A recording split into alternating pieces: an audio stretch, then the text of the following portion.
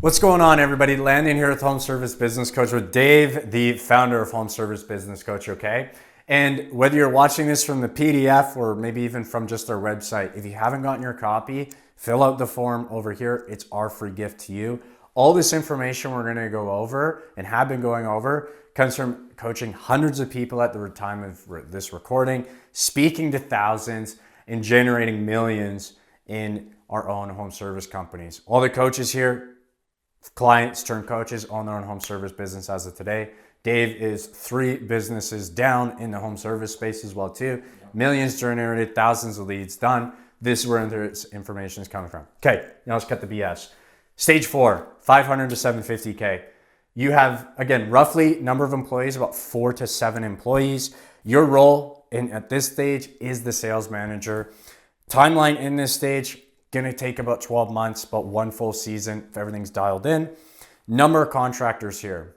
If this is you, you're in the top 10%. We started with 3 million plus and it halved itself until this point. We were at 690 before, now we're at 250. Your top 10% should be proud of yourself. But again, I bet because you're watching this, you're not happy and satisfied with you're currently at, okay? So bottom line, what's holding you back and what you need to graduate. Your bottom line and what's holding you back at this stage is that you, the business owner, is stretched way too thin. You don't have enough good managerial help around you, and you can never find enough time in the day to put out every fire while growing your business at the same time. Too much is going on, family's going on, fires are going on constantly. It's too much for you to do. And you've also failed to surround yourself with great people, okay? Steps you're gonna need to graduate. We're gonna touch on that in a second. Big thing I want to touch on, and then Dave, I'll let you rip on finance. Sure. When it comes to hiring and sales, they're kind of one and the same, right? You're the sales manager, that's your role. You're too stretched thin because you have a full schedule running from estimate to estimate. You know you need help, but you don't have time to hire and train for this position. Your mindset is as follows. No one can close jobs as well as I can. Holding you back, okay? Which then comes into hiring here. You have found great hires in the past, but most of them have left after 1 season. Well, Landon, why is that? It's because you haven't put a proper organization on short core values, ascension ladders, proper training, so on and so forth.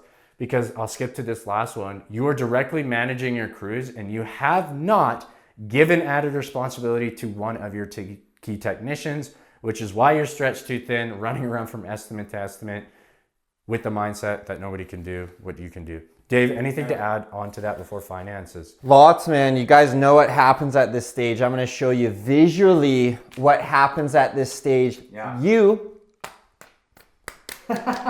are making it rain. There is more cash going out right now than is coming in the business, and that we'll pick it up later. That is a big problem because employee turnover right now, constantly hiring, recruiting, training. It's this vicious cycle, man, which is costing money. The fact that the owner needs to go out and run all the estimates, that's costing them money. It's costing them time. And so this is, I would say, you're officially like a real business. And I respectfully mean that to smaller companies, but once you crest past $500,000, you've got serious proof of concept, you've got a few key players on your team, and this is one, man, like you're making a 6-figure income here, which I would say this is a legitimate business. You've got 6 figures of legitimate profit on the bottom line. But what we want to do, like Landon said, without key systems and processes and a really high performing team in place, you're just going to end up with this stressed out business owner. And we see a lot of businesses come in here, they flex themselves up to 500, 600, 700K. They don't actually run towards the $1 million mark because they're unable to actually build out that team and set up the systems. And hence visually, like I'm showing you, the cash is just ripping out. How, you might ask this, I'll give it back to Landon. How am I running a $650,000 business, but there's only $5,500 in my business bank account? It's that level of, you might be in there yourself. You're just like, what is going on with this cash flow? Yeah, absolutely. And again, there might be another set of individuals that are like running 2 other employees themselves. They have like their monster 100 grand rig, ripping commercial work. You're never going to grow doing that. You need to add Now your cost, again, I have this amount of money. Maybe you have 100K in your business bank account. You're not investing that. You're just going to stay where you're at. And if that's the business you want to build, and if you want to work and you're happy with that, freaking power to you. It's not who we're talking to right now. We're talking to people that want to graduate from this 500 to 750K range and continue to move upwards, okay? Your bottom line here, then I'm going to let Dave rip on a couple points, okay? Your bottom line, how the heck do you graduate from stage 4, which is expand? Well, you hire a competent sales consultant who can start adding revenue to the business. Dave, when I sold with Revive. Yeah, that's literally it. Like revenue added, I set records, and then Katrina the year after crushed my record. So good job hiring, all in a good hire, but really freed you up from the business. We literally have shared experience with that. Step 2, brain dump what is in your mind. It's so critical. Brain dump what is in your mind down on paper and into systems, okay? Biggest thing we noticed, you know what you need to do. You know the things you need to do, roughly speaking, yet it's all up here. You have no time to actually sit down and put it on paper. And then it's like, well, again, no wonder you're going year after year after year, holding yourself back. Yep. Third thing, invest into your people, develop them along the way until you have a team of A+ players surrounding you. And the question I want to propose to you is that if you're not willing to invest in yourself, you're probably not willing to invest in your employees. One of those, they both go hand in hand. So Dave, what other key points would you say on graduation to stage 4? Yeah, man, just to build on your point of hiring that sales consultant, this is such a fun one for me because we don't coach and train anything unless we've done it, right? And for me, it's 3 businesses now that I've grown past $500,000 and I've went and hired a sales consultant, right? First painting business, then Revive cleaning business, and then now HSBC. And 2 of them I've turned to Landon to say, hey, come in and sell for me. Because at the end of the day, the owner, I'm a very good salesperson, but I want to get people that are actually better, more gifted than me, because my job as the owner is to be really like a chief generalist of the business, to know a lot about the different departments of the business. You want to start bringing on specialists, right? No. And the owner in this stage is likely not in the field. They're generally overseeing marketing, but a lot of their time landing day to day, like for me before I hired you, it was probably 25 hours a week easily that I was out running estimates, 5-6 estimates a day. It feels good. You got a company shirt, coffee, you go rip leads. It's such a fun job, but you're actually abdicating other responsibilities to grow the business. Yeah. So you want to look for that right person. Probably the next question, how do you pay a salesperson? This is all stuff we get into when we actually work with your company to scale up. But generally like a base plus commission I've found works really good.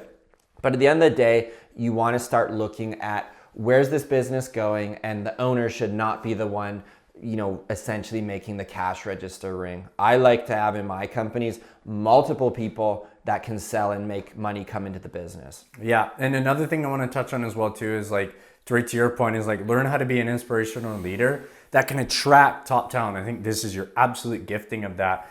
And an inspirational leader doesn't mean you're doing everything. Oh, in order to inspire my people, I need to be doing the work. Yes, that is a form of leadership, leading from the front, but that doesn't mean you need to get stuck doing the work or stuck doing the sales or stuck answering the phone, okay? Because again, you're gonna be stuck.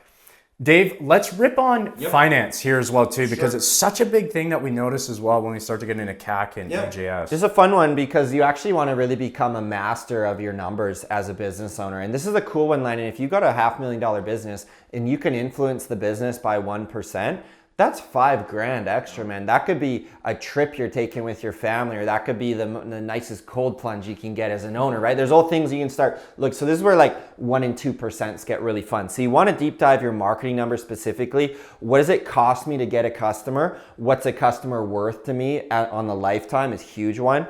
And what's an average job size for me? Once you know those, you can actually feed them into marketing. So when you're talking to your company, running your PPC ads or Facebook ads, well, what are we, like impressions and all this BS, like what am I actually paying to get a lead is really, really important. So if you want to take the next step in scaling your business to the next level, you're going to want to check out our Scaling Blueprint program. We've worked with hundreds of home service business owners now all around the world where we've actually built out the systems for them in their customized branding and provided them with coaching from our 7-figure coaching team. If you want to learn more about that opportunity, then go ahead and click the link right here. So another one here that's been key in all my journeys, having a really good bookkeeper and CPA, we call them, chartered professional accountant. You should not be running your own books at this stage. Really important. You get an expert who can provide you a monthly profit and loss statement so that you can actually be reviewing your numbers. And the last thing I'll say here, man,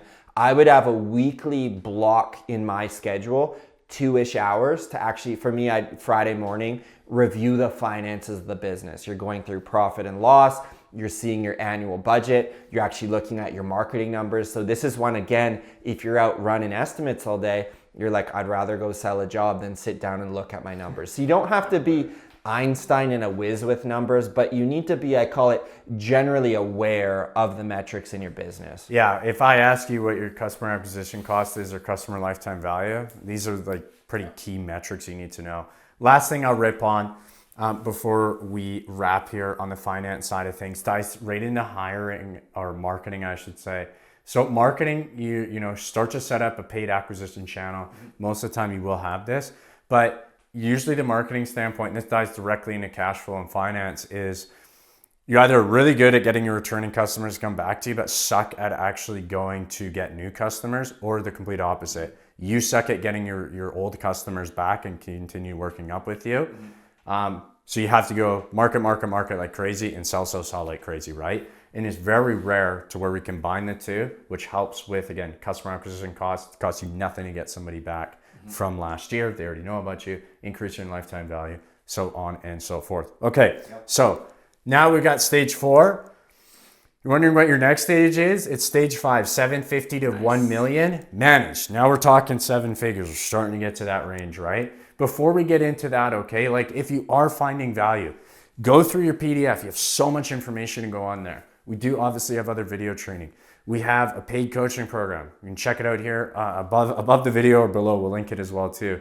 You're also going to have, podcasts and all this other free information that we put up for you. Okay, that's why we're keeping it high level here. But our single biggest ask: if you found value, share it with somebody who you know in the home service space that would also find value in this as well. It's the single biggest ask we can possibly give you because we put hundreds of hours into this.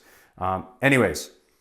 If you're finding value, share it with somebody, and we look forward to seeing you graduate and move on to either speak with us or get you to manage 750 to 1 million. Nice. Take care, everybody. Let's pick up some cash.